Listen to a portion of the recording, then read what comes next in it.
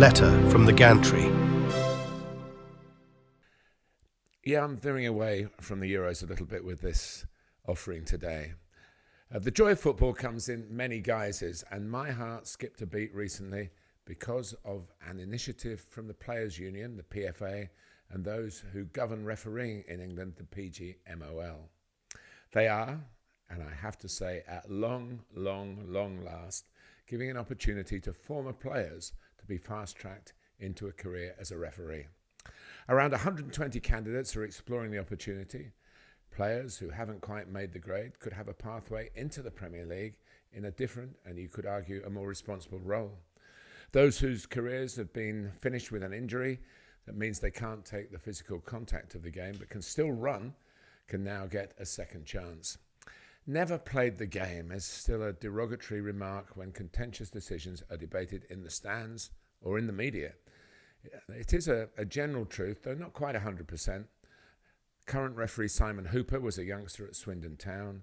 The Premier League's best assistant referee, still, Darren Cann, was once on the books of Crystal Palace. John Moss, who's recently retired, was a decent non-league midfield player.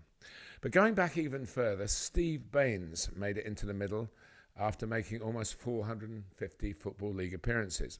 The only referee to have bucked the trend, and even as a very late entrant, he had 8 years in his second career.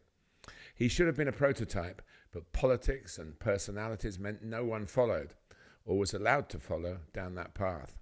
From the outside, Baines appeared to have that extra factor as a referee because of his huge experience as a professional footballer. We've had full-time professional referees for over 20 years now. Prior to that, they were workers with a whistle. Jack Taylor, arguably England's finest official of all time, ran a butcher's shop in Wolverhampton. In his own words, he took off his apron and went off to referee a World Cup final. And very well he did it too. The 1974 final, in which he awarded penalties to both nations, West Germany and the Netherlands. The argument has always been from within the refereeing community that you need to start when you're not long out of primary school. I saw this at first hand watching my own son play underage football. A regular, youthful refereeing face on that circuit was Charles Breakspear, who was barely a year older than the players. He's now taken charge of over 400 games in professional football. Michael Oliver, up there with the very best, started at 14 years old and was officiating in the Premier League at the age of 25. So the current system has its values, but the one obvious problem is that it restricts the opportunity to play the game. Now, this new move is part of the Premier League-funded Elite Referee Development Plan, which aims to provide opportunities to potential referees to progress to the higher levels of the game within a shorter time frame than usual. Those 120 or so former and current players who've taken up this offer from the PFA and the PGMOL will be whittled down to 10 or 12.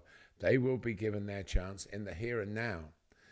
It could restrict the avenues to the top of those who are young and ambitious and in the current system.